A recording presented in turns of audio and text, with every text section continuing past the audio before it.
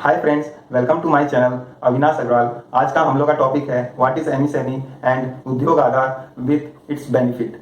तो आज का टॉपिक स्टार्ट करने से पहले मेरे चैनल को सब्सक्राइब करना ना भूलिएगा और please press the bell icon to never forget my updates. तो चलिए आज का टॉपिक स्टार्ट करते हैं। What is micro small medium enterprise. तो एमएसएमई एक्ट 2 अक्टूबर 2006 में आया। ये act micro small medium enterprise को प्रमोट, डेवलप और फैसिलिटेट करने के लिए लाया गया और एमएसएमई को हम लोग इकोनॉमिक ग्रोथ का इंजन भी कह सकते हैं और बैकबोन भी। डेवलपिंग कंट्री में एमएसएमई इकोनॉमिक ग्रोथ का पिलर है और छोटे कारोबारी आजकल एक्सपोर्ट में अपना बिग कंट्रीब्यूशन दे रहे हैं। एज पर एमएसएमई एक्ट 2006 में 2 क्लासेस क्लासिफाइड किए गए हैं। पहला मैन्युफैक्चरर और दूसरा सर्विस सेक्टर। आत्मनिर्भर भारत अभियान में गवर्नमेंट ने एमएसएमई का criteria of investment in plant and machinery to investment and turnover are to be consider for deciding MSME. Further export को टर्नओवर का पार्ट नहीं माना गया है, जिससे छोटे कारोबारी ज्यादा से ज्यादा एक्सपोर्ट कर सकते हैं और एमएसएमई का बेनिफिट भी ले सकते हैं। Composite criteria in investment plant and machinery and annual turnover. पहला माइक्रो इंटरप्राइज के लिए, अगर माइक्रो इंटरप्राइज में less than 1 crore investment in plant and machinery या annual turnover less than 5 crore हो, और स्मॉल इंटरप्राइज में अगर आपका investment in plant and machinery less than 10 crore हो और annual turnover less than 50 crore हो, और मीडियम इंटरप्राइज में investment in plant and machinery less than 50 crore हो और annual turnover less then 250 crore, तभी आप एमएसएमई में रजिस्टर्ड करा सकते हैं, मतलब कि उद्योग आधार में रजिस्टर्ड करवा सकते हैं। व्हाट इज उद्योग आधार। उद्योग आधार एक आइडेंटिफिकेशन सिस्टम है which is similar to Aadhaar but specifically for businesses. पहले उद्योग आधार में ऑनलाइन रजिस्ट्रेशन करवा लेने के बाद एमएसएमई रजिस्ट्रेशन करवाना पड़ता था, बट अभी Udyog Aadhaar registration is a new way of MSME registration.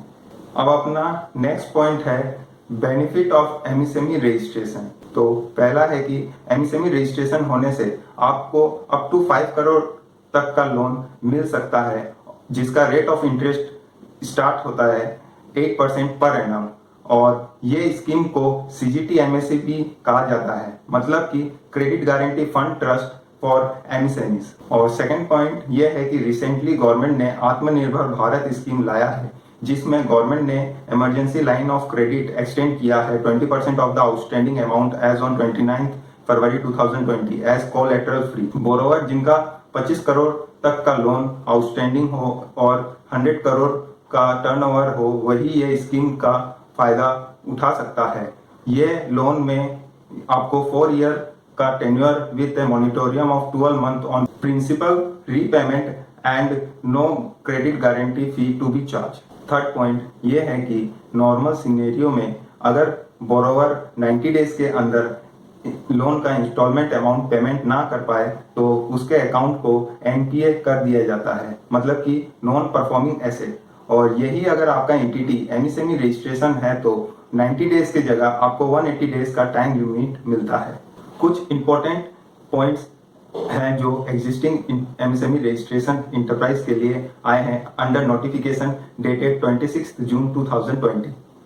तो पहला है कि जितने भी एग्जिस्टिंग इंटरप्राइज है MSME registered under EM part 2 और यूएएम, उनको री अगेन रजिस्ट्रेशन करवाना होगा under Udyog Aadhaar registration on और आफ्टर 1 जुलाई 2020। सेकेंड पॉइंट ये है कि जितने भी रजिस्टर्ड इंटरप्राइज है 30 जून 2020 से पहले उनको रिक्लासिफाइड किया जाएगा।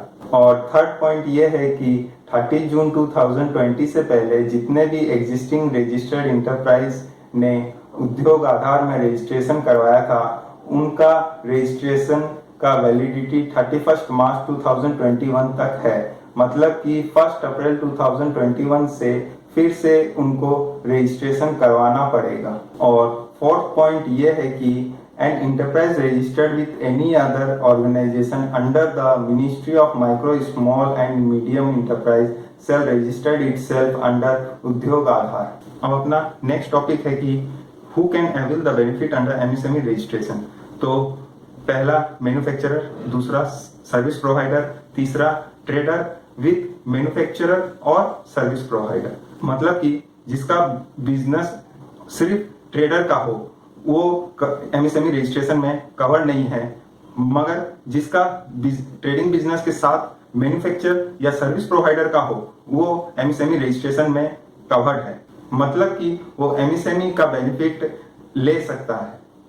कुछ एक्टिविटीज हैं जो एमएसएमई एक्ट 2006 में कवर नहीं है फॉर रजिस्ट्रेशन ऑफ उद्योग आधार। मतलब कि कुछ मैन्युफैक्चर और प्रोडक्शन ऑफ कमोडिटीज और रेंडर ऑफ सर्विस को अंडर सेक्शन 7 में कवर नहीं किया गया है, जिसका मैंने फुल डिटेल अपने वीडियो के डिस्क्रिप्शन में दे दिया है। तो आप वहां पर जाकर के चेक कर सकते हैं कि क्या क्या बिजनेसेस हैं जो सेक्शन 7 में कवर नहीं है।